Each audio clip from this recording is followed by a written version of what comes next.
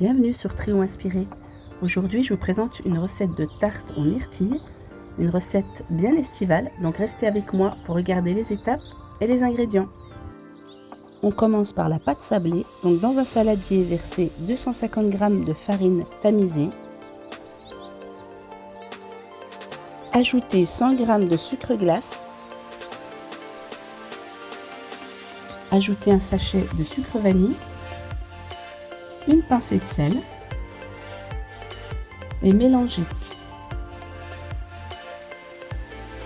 Ajoutez 125 g de beurre pommade et vous pouvez commencer à sabler la préparation. Il faut travailler la pâte du bout des doigts.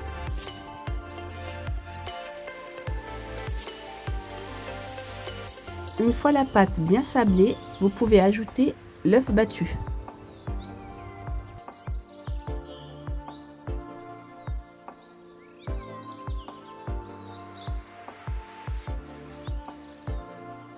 Transvasez la pâte sur votre plan de travail.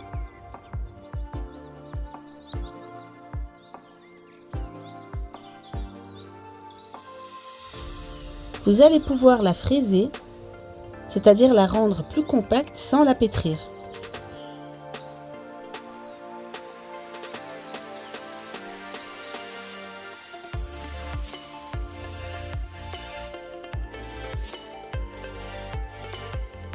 Une fois prête comme ceci, déposez-la sur une feuille de papier cuisson. Posez une autre feuille par-dessus pour pouvoir venir l'aplatir avec un rouleau à pâtisserie.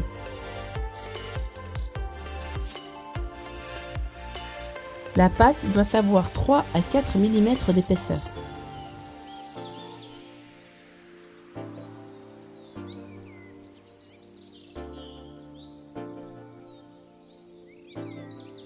Foncez votre moule à tarte et retirez l'excédent.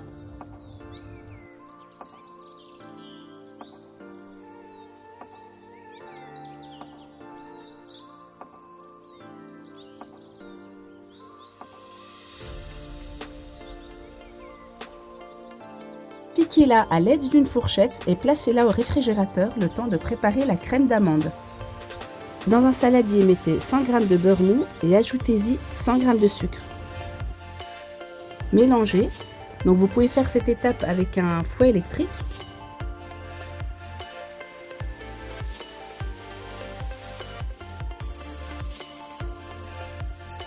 Ajoutez 2 œufs entiers.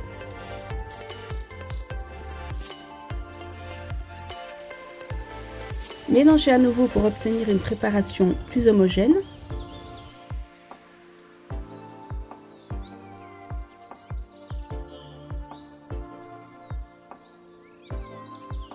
Ajoutez 100 g de poudre d'amande et 50 g de maïzena.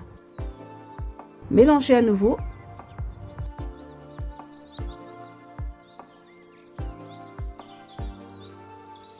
Vous allez maintenant pouvoir récupérer votre pâte sablée et verser 2 tiers de la préparation.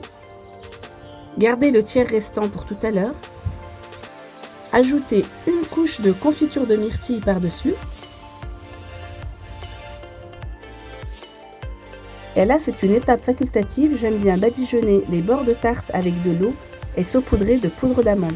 Donc là, c'est vous qui choisissez. Vous pouvez très bien passer cette étape. Enfournez dans un four préchauffé à 180 degrés pendant 20 minutes. Alors là, j'ai coloré le dernier tiers de la crème d'amande. Donc ça, encore une fois, c'est une étape facultative. C'est plus pour la découpe. C'est vrai que c'est plus sympa quand il y a les couleurs. Maintenant, vous pouvez très bien mettre la crème d'amande telle qu'elle est. Alors, les 20 minutes sont passées. Laissez la tarte refroidir quelques minutes. Vous pourrez après y déposer le dernier tiers de la crème d'amande. Voilà, répartissez-la de façon homogène.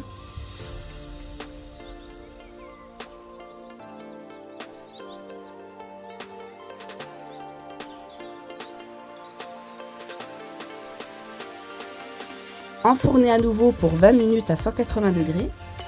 Laissez-la refroidir avant de la disposer sur votre plat de service. Il ne vous reste plus qu'à la décorer. Donc là, j'ai choisi de faire une moitié avec de la confiture de myrtille et myrtille fraîche et une autre partie avec du sucre glace. Comme ça, il y en a pour tout le monde et pour tous les goûts.